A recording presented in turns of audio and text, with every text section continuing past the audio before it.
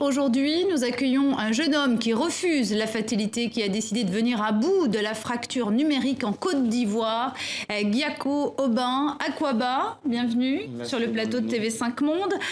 Alors, vous êtes le fondateur, cofondateur et président du Baby Lab. Le Baby Lab, c'est ce qu'on appelle une Fab Lab, autrement dit en français dans le texte, un atelier de fabrication numérique installé à Abobo. C'est l'un des quartiers pauvres d'Abidjan. Pourquoi avoir choisi Abobo ?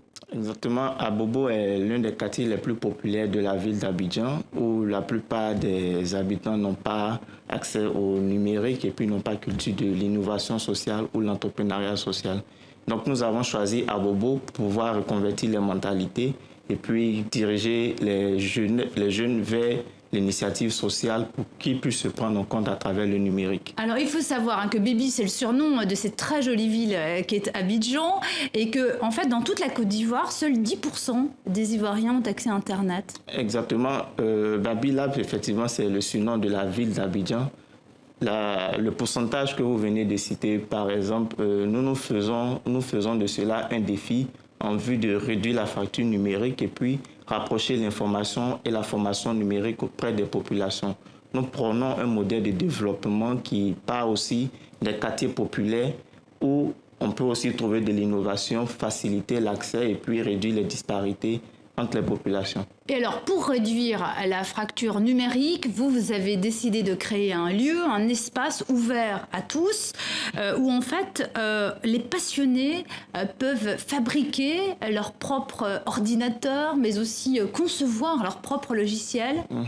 Voilà, exactement. Nous faisons des appels auprès des entreprises, des institutions, des particuliers. Nous collectons des ordinateurs destinés à la poubelle que nous recyclons dans des bidons de 20 litres qui font office d'unité centrale.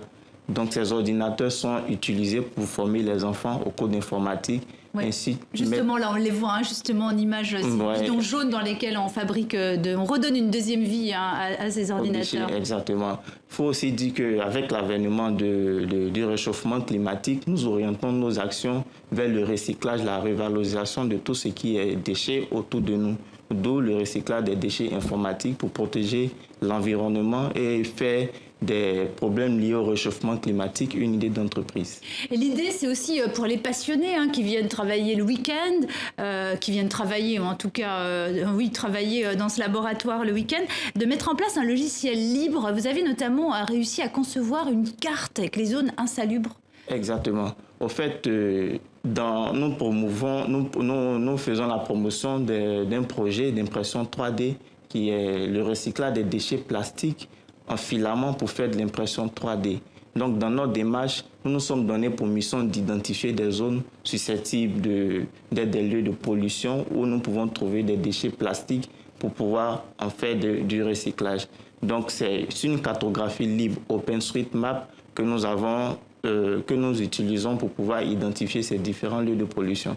Alors, ce Baby Lab, vous l'avez créé en 2014 avec 7 autres amis informaticiens. Ouais. Quels sont les moyens dont vous avez eu besoin au départ? Il y a eu un gros investissement? Pas du tout. L'initiative du Baby Lab est partie d'une initiative de 0 francs, pour parler en francs ivoiriens. Ou en francs CFA aussi. Ou en francs CFA également. Donc, cette initiative est partie d'un constat.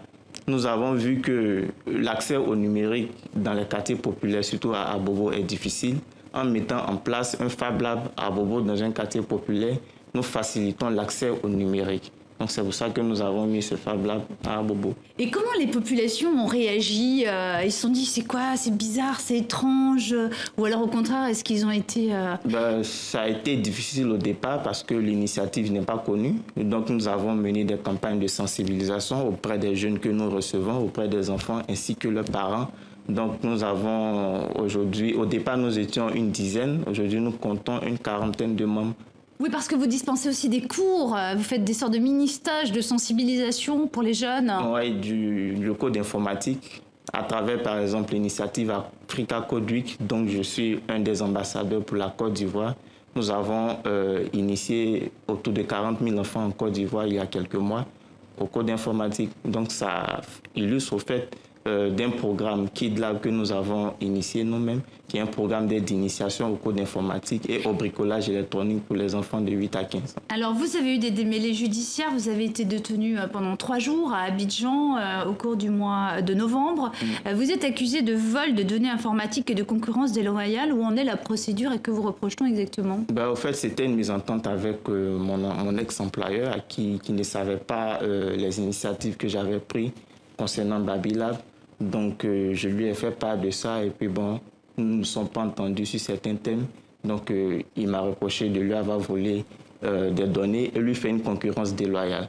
Donc, suite aux enquêtes menées par la police scientifique en Côte d'Ivoire, ils nous ont blanchi, nous disant qu'aucune trace n'a été trouvée sur les enquêtes menées en matière de cybercriminalité ou de concurrence déloyale, quelque chose.